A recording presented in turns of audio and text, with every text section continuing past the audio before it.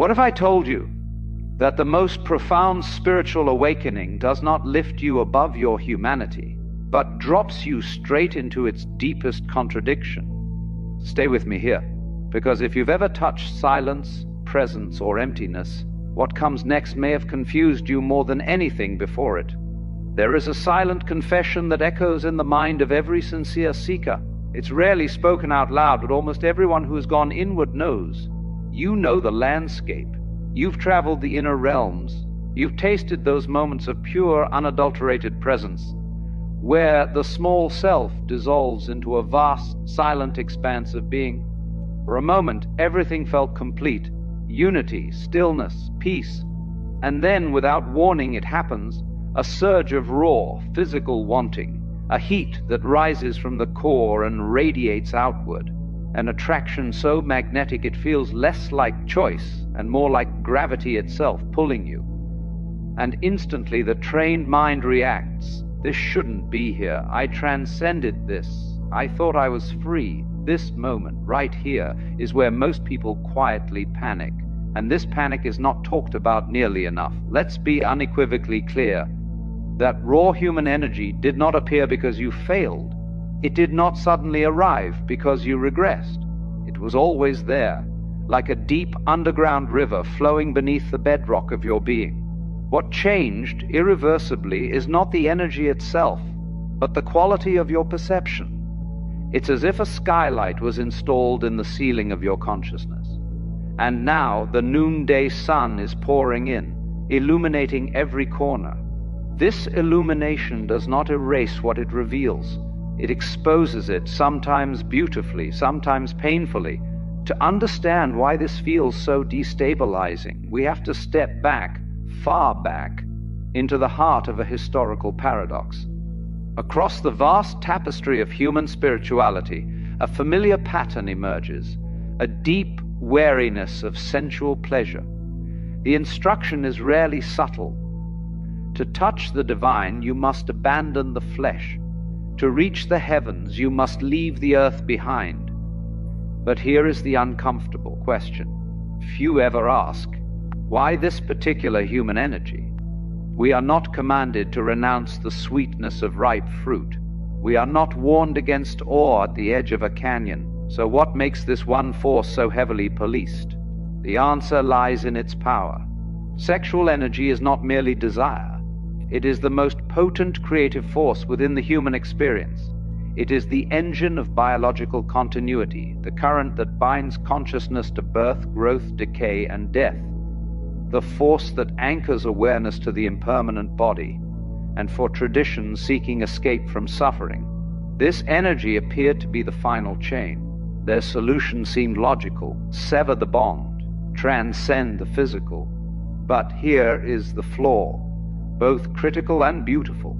You cannot sever a part of your foundation without the entire structure of your humanity groaning in protest.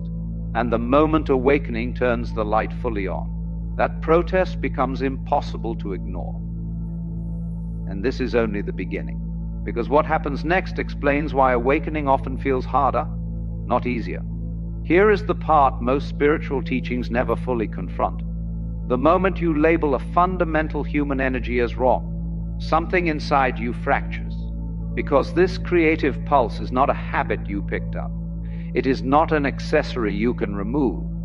It is written into the blueprint of your cells.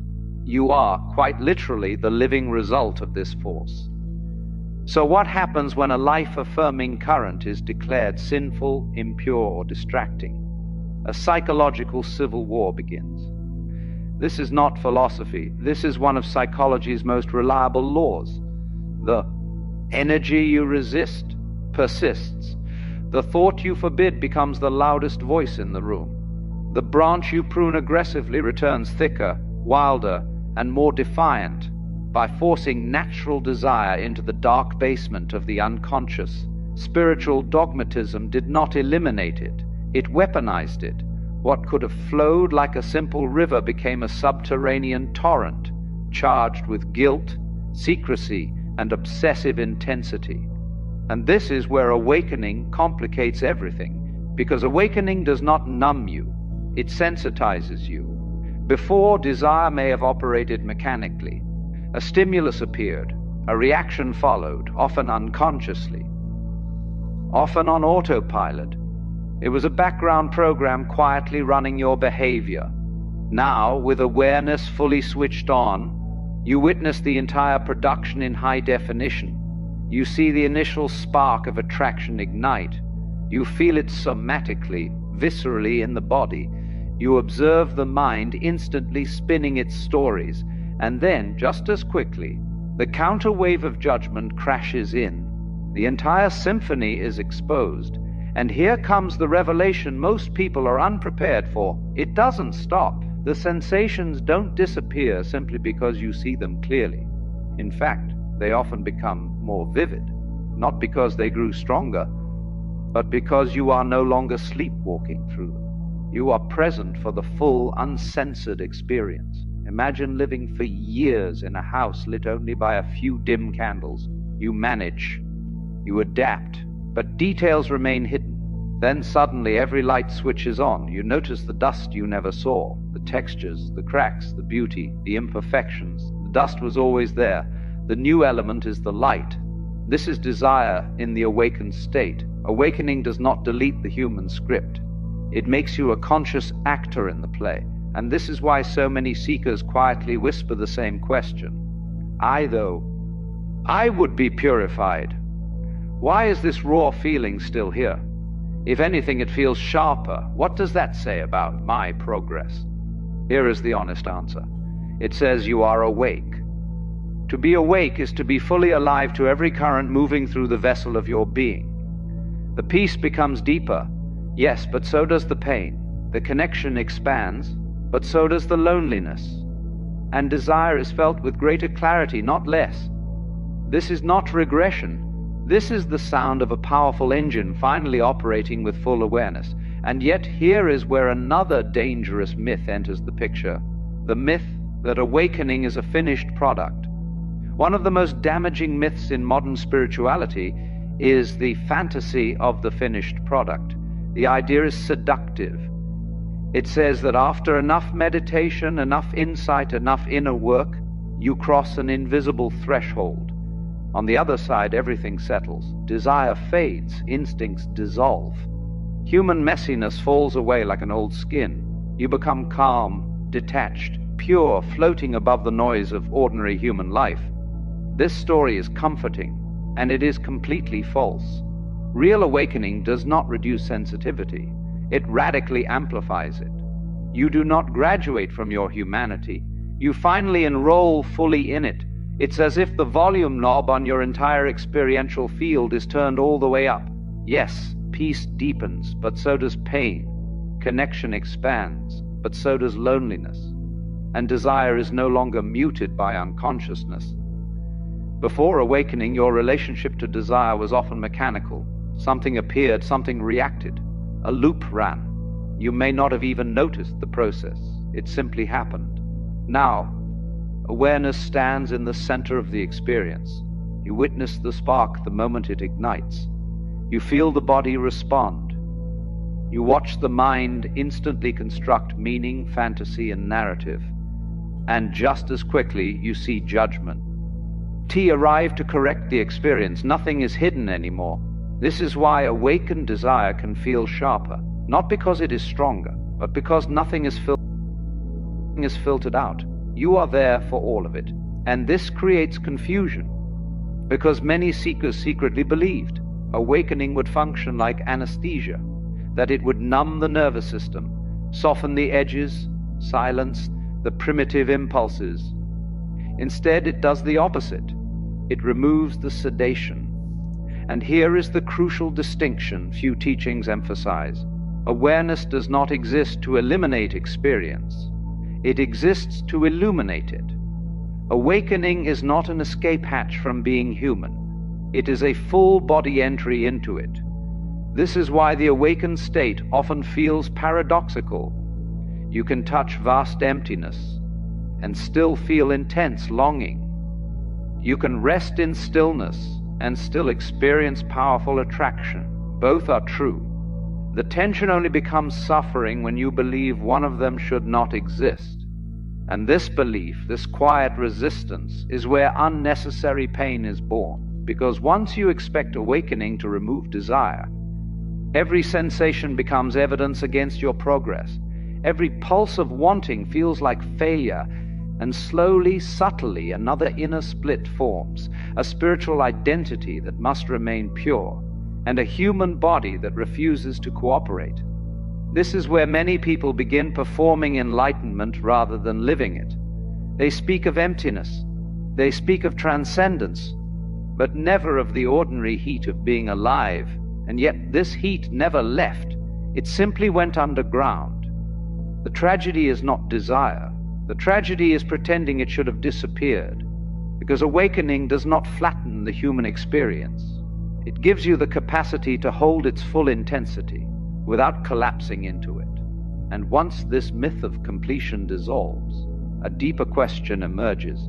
If desire does not disappear, what actually changes? Let us now sit with a truth that is both sobering and quietly liberating. Every single form that has ever captivated your gaze is already in motion toward change. Nothing you have ever desired is static. That smooth skin you notice is, in this very moment, a living process of cellular regeneration and decay. What appears solid is actually an ongoing event. If you could compress a human lifespan into a few moments, you would witness a breathtaking, poignant dance, blossoming, flourishing, softening, returning. This is the ancient warning echoed across wisdom traditions. Do not build the palace of your happiness on a coastline constantly eroded by the ocean of time. And there is real wisdom here, because when we unconsciously seek permanence in what is fundamentally temporary, suffering follows. But there is another side to this truth, one that is often overlooked. Does the inevitable ending of a thing strip it of meaning, or does it consecrate it? Think of a firework. Its entire beauty exists because it does not last. A firework frozen permanently in the sky would become decoration. Its power lies in its brief sacrificial brilliance against the dark. The same is true of a sunset, of a blossom on a fruit tree, and yes, of a human connection. Its fragility is not a flaw. It is the frame that gives it value. The awakened perspective holds a rare double vision. On one hand, it sees clearly, this body will change, this form will fade, this moment will pass. On the other hand, it feels fully, this is beautiful because it will pass. This does not create cold detachment. It creates a tender intensity, a way of loving that does not deny impermanence, yet does not withdraw from intimacy either. But we must go deeper. The body is not merely a temporary shell awaiting transcendence. It is not a prison for consciousness. It is consciousness itself, experimenting with form. You are not a ghost trapped in a machine. You are the dance, briefly taking the shape of the dancer. The universe, in its unfathomable creativity, has chosen to experience itself as nerves that feel pleasure, as skin that registers touch, as a heart that responds to beauty. From this perspective, the physical is not opposed to the spiritual, it is the spiritual, incarnate. And here we arrive at the core paradox. The body is transient, and the body is holy. The tension is not a problem to be solved, it is a space to be inhabited. True maturity does not come from choosing one truth and rejecting the other. It comes from learning to stand in the fertile space between them, where beauty is felt deeply, without clinging, where impermanence is known clearly, without withdrawal. This is where desire transforms, not by disappearing, but by being held within awareness rather than possession. And yet this integration is not encouraged everywhere, because many spiritual environments quietly reward the performance of transcendence, which brings us to an uncomfortable reality. This is where the conversation becomes uncomfortable, because once spirituality becomes a performance, honesty is quietly sacrificed. In many spiritual communities, an unspoken rule takes hold. To be advanced is to appear untouched by desire. Teachers speak fluently about emptiness, about transcendence, about freedom from attachment, but rarely do they admit to the ordinary heat of wanting. Rarely do they name the raw human sensations that still move through them. And so a subtle pressure forms to look pure, to sound detached, to embody an image of completion. This pressure creates a dangerous split. One part of you must remain spiritual. The other part, still human, must go underground. And what happens to anything that is denied the light of awareness? It does not disappear, it mutates. The energy you attempt to starve retreats into the shadowlands of the psyche. There, cut off from conscious acknowledgement, it does not soften. It hardens. Desire becomes charged, obsessive, compulsive. The struggle intensifies precisely because it is no longer allowed to be seen. This is why so many people who outwardly appear serene are inwardly locked in exhausting battles. The ego, ever adaptable, finds a new costume. It studies the scriptures, learns the language of awakening, wears spirituality as armor. The mask of saintly purity becomes its most sophisticated disguise. But let's name the actual deception. Spiritual pride is still pride. The belief I am beyond desire is not liberation. It is identification, just in subtler clothing. And whatever you define yourself against quietly gains power over you. True awakening does not build a higher wall between spirit and flesh. It reveals, often with shocking clarity, that the wall was never real. What if the entire framework of conflict was unnecessary? What if this raw human energy was never a problem to be solved, but a force to be understood, not as something personal, not as something shameful, but as an impersonal current of creative potential? Look at the universe itself. Stars ignite, galaxies spiral, life pushes relentlessly against entropy. Creation expresses itself through polarity, attraction, and movement.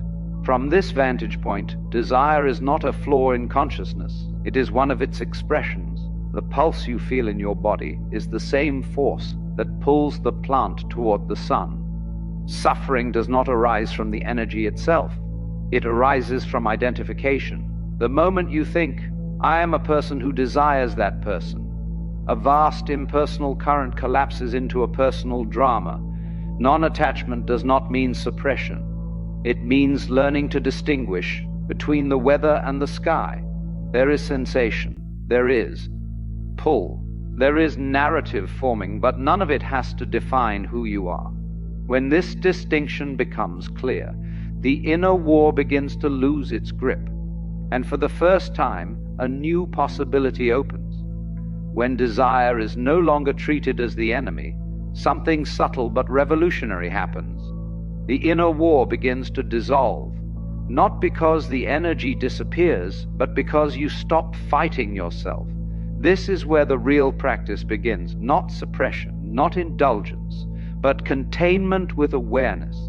When the wave of wanting rises, you no longer turn away in shame, nor rush forward in compulsion.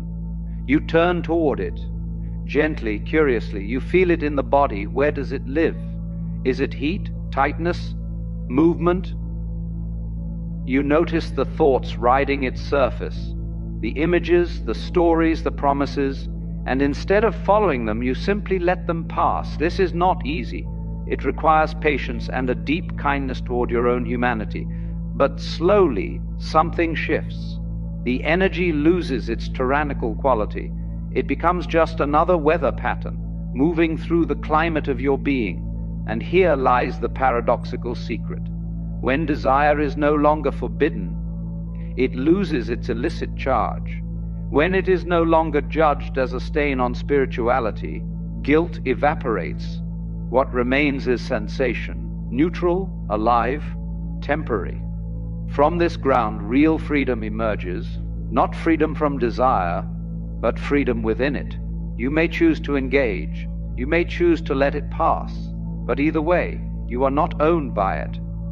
The struggle ends when you stop dividing your experience into spiritual and carnal. All of it is the dance. All of it is the universe, expressing itself through the unique instrument that is you. You are not a spirit accidentally trapped in a body. You are the cosmos, intentionally and temporarily, experiencing itself as this body, this mind, this heart. There is nothing here to fix, only something to meet with clarity, honesty, and presence. Wholeness does not demand perfection. It demands inclusion. Every note belongs in the symphony, and when that old story of division finally unravels, what remains is simple: life living itself, awareness, awake in human form. So if today you feel that ancient heat stirring within you, do not panic, do not shame it, feel it, watch it, let it move through the vast space of your awareness. You are not doing it wrong. You are awake, and to be awake is to feel it all.